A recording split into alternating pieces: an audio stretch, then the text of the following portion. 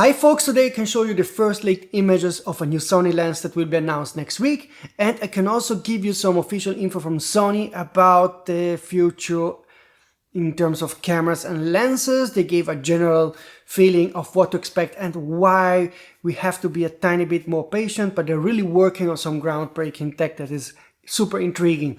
But before we talk about all of that, a quick reminder to first of all like this video to help in the YouTube algorithm, subscribe to the channel, hit the notification button to not miss out the upcoming rumors. In my last Sony video, I did show you the first images of the Sony a7 IV and also some more info about this camera. I will have some more info and images to post next week, so stay tuned on this channel. But before we get the Sony a7 IV, there will be another Sony announcement. And according to the sources, the Sony announcement will happen next week on September the 30th, and we will get a new Sony lens, the 100mm 2.8 GM OSS macro lens. So, and I finally got also images of the lens. A source just sent them to me tonight.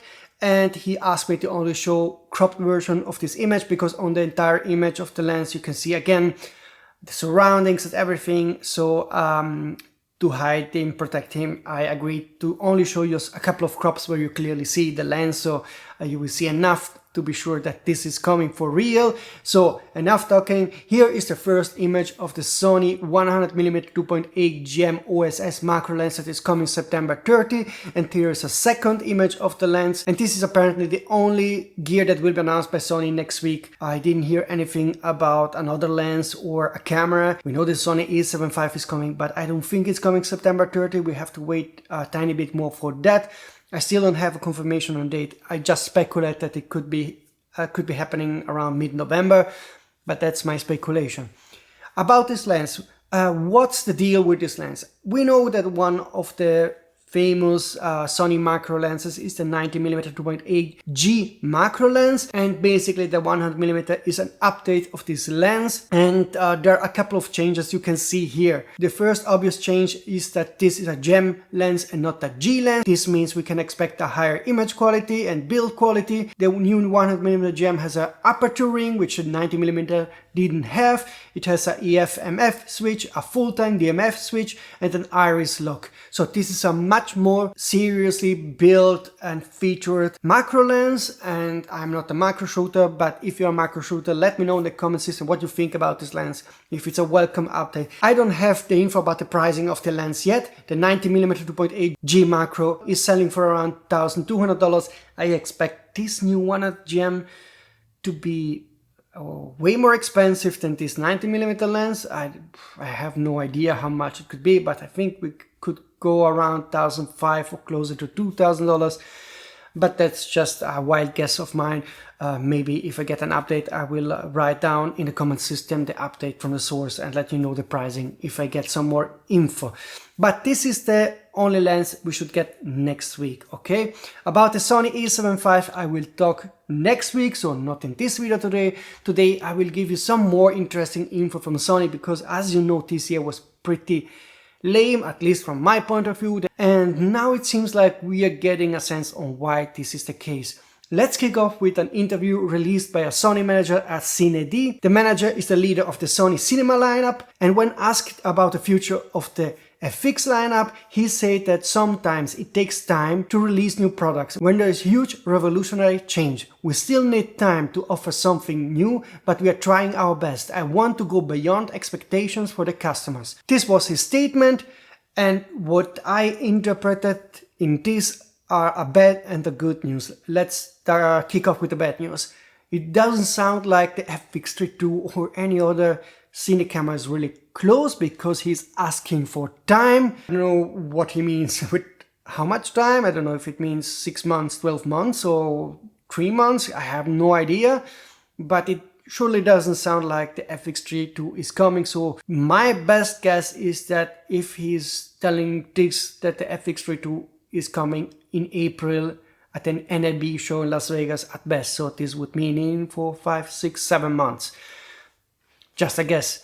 The good news is they need time because they're working on some revolutionary change and groundbreaking tech. So the cameras that will go beyond our expectation, and we love that when Sony does it.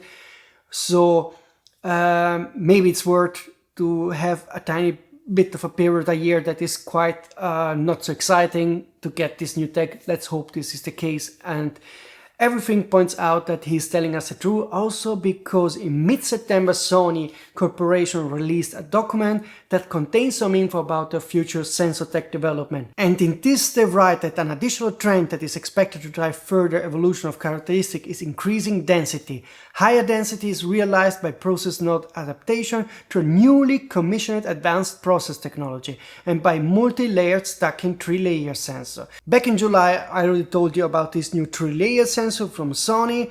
It's a brand new tech that promised to increase every aspect, every performance aspect of the sensor, which means a better image quality, dynamic range, faster readout, and so forth. So it can do all of that, but it's clear from the statement that they're in the process of commissioning the advanced process technology. So it means that they're still figuring out the way to produce the sensor at mass scale, and I think this is one of the reasons why we will not see any new groundbreaking sensor this year, and maybe not even the first half of next year. But this 3-layer sensor is coming. I think the main application are probably mobile sensor and so forth, but this will or can potentially trickle down also on or trickle up to larger sensors like full-frame sensor, aps-c sensor, and so forth.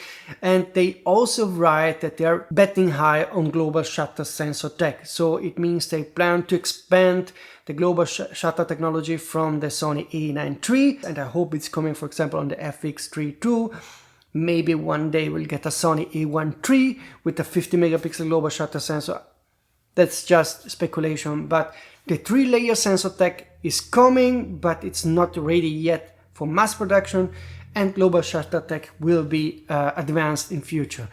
The last news they shared through the official press release in mid-September is that they're working on more innovative lenses. So their focus is on high quality innovative lenses, which means lenses that we haven't seen before. A good example of that is the excellent, fantastic Sony 150 2.0 lens. This is a lens that has incredible image quality, but what surprised me most about this lens is that actually makes sense. So it's not a show-off lens, a lens that makes you wow at the beginning, but then you really don't use it often. An example of that lens would be, for example, the recently announced Sigma 135 1.4, which is the ultimate bokeh lens, but it's a niche lens with very narrow application field. The 50 to 150 2.0, you can use it for a ton of stuff, portrait, commercial shooting, even sports, indoor, in low light. And so it has a very useful range, and we can expect more of that. Folks, that's really it for today. Again, if you have some info about the next announcement, like the 100mm gem macro, for example, we don't know the price, then you can contact me using this email address and contact form. And if you have some more info about the A7 V, also again, contact me here. Same for the Canon R6 Mark III, we know that is likely to be announced in November. You can always contact me here and send me the info you find on the web or you hear from somebody and so forth. Okay, folks, that's it for today. Subscribe to this channel, of course, and see you very soon, hopefully next week, with some new A7 V news. Okay, see you.